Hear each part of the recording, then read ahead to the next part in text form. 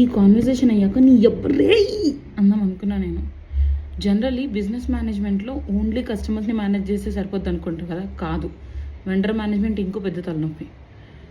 ఒక coffee shop నుంచి ఒక ఆయన కాల్ చేశాడు. ఇప్పటికి 50 సార్లు కలిసి ఉంటాను నేను ఆయన్ని. అమ్మా చూడమ్మా కాఫీ తీసుకోమ్మా అని. బేసికలీ నేను ఫిల్టర్ కాఫీ ఇంట్రడ్యూస్ చేసినప్పుడు నేను చిక్కమంగళూరుకి స్పెసిఫిక్గా వెళ్ళి అక్కడ ఫేమస్ కాఫీ షాప్లను కలిసి నాకు కావాల్సిన బ్లెండింగ్ రేషియో ఇచ్చి ఎప్పుడు ఇంక అక్కడే ఒక మెసేజ్ చేస్తే ఆర్డర్ వస్తుంది. బట్ ఈయన చూడమ్మా, అరే అంకుల్ అలా కాదు అంకుల్, లేదమ్మా. అక్కడ కూడా బాగానే ఉంది, ముసలి అయినా రెస్పెక్ట్ ఇద్దాం అనుకుంటాం.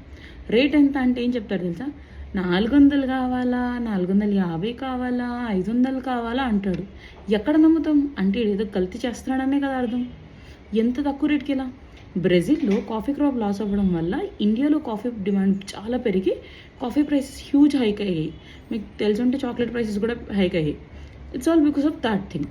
ఇప్పుడు సడన్గా నేను 450కి 500కి ఇస్తానంటే ఎలా నమ్మాలి? 400కి కూడా ఇస్తానంటున్నాడు, సేమ్ బ్లెండ్.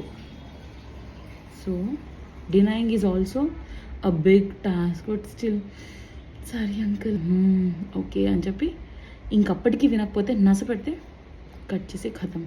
అండ్ నేను నెంబర్ కూడా సేవ్ చేసుకోవాలి, అదే నేను చేసిన పెద్ద మిస్టేక్. మళ్ళీ కాల్ చేస్తాడు కదా, సిగ్గు లేకుండా ఎత్తాలి.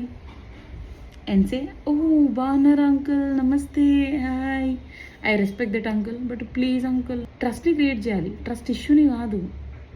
ఓకేనా? నాకు భయం వేస్తుంది మీ దగ్గర కొనాలంటే.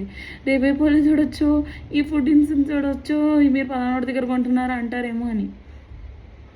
చిక్కమంగళూరు ప్లీజ్.